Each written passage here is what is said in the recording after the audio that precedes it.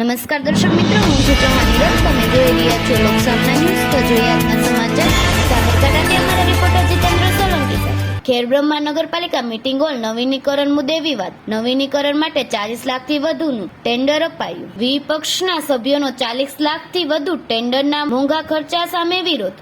Meeting hall ઓછી કિંમતમાં સુધારી શકાય તેવી રજૂઆત. નગરપાલિકા ચીફ ઓફિસરને વિપક્ષનું આવેદનપત્ર. અગાઉ પણ રિનોવેશન માટે લાખોનો ખર્ચ થયો હોવાનું વિપક્ષનો આરોપ. ખોટા ખર્ચ સામે અવાજ ઉઠાવવાનો વિરોધ પક્ષ. ઓછી રકમમાં કામ થાય અને બચતની અન્ય વિકાસ થાય તેવી માંગ. નગરપાલિકા પૈસા બચાવે અને પ્રજાને લાભ મળે તેવું વિપક્ષનું આવેદન. વિકાસના નામે ફિઝુલ ખર્ચ નહીં કરવા વિપક્ષની પડકારણી. હું અનિલ વંજારા, નગરપાલિકા સદસ્ય, વોર્ડ નંબર 5.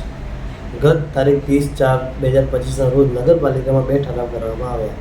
એમાંથી એક ઠરાવ એવો હતો કે નગરપાલિકાને સભાખંડનું રિનોવેશન કરવું. બીજો ઠરાવ એવો હતો નગરપાલિકા આપણે અન્ય જગ્યાએ સ્થળાંતર કરવી, જેમ કે સ્ટેશન વિસ્તારમાં લઈ જવી. અમે સર્વાનુમતે કોંગ્રેસ અને ભાજપ બંને સદસ્યો એક થઈ અને અમે અમારી મંજૂરી આપી. પછી અમને જાણવા મળે છે કે ગત તારીખ 15/16 કે નગરપાલિકાએ રિનોવેશન નામે 40 લાખનું ટેન્ડર બહાર પાડવામાં, અંદાજિત 40 લાખનું ટેન્ડર બહાર પાડવામાં આવ્યું. તો અમને જાણવા મળ્યું એટલે મેં પ્રમુખશ્રી અને ઉપપ્રમુખશ્રી બંનેને રજૂઆત કરી, પણ કંઈ મને જાણવા મળ્યું નહીં. તે પછી મેં મારા કોંગ્રેસ સદસ્યોને જાણ કરી અને વિરોધ પ્રદર્શન માટે એક આવેદનપત્ર આપવાનું નક્કી કર્યું.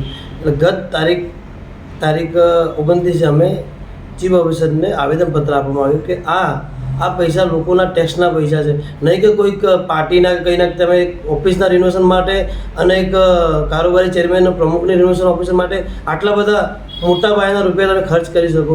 આ પૈસા લોકોના ટેક્સમાં છે, લોકોના કામમાં વાપરો. જેમ કે ખેડબ્રહ્મા નગરપાલિકાની અંદર લોકોને પાણીની સમસ્યા છે, પાણીની પરબ નથી, પરબો છે પણ ત્યાં પાણી નથી, ઘણું બધું જરૂરિયાત કામો છે, બગીચાની જરૂરત છે, એમાં ખર્ચ કરો ને.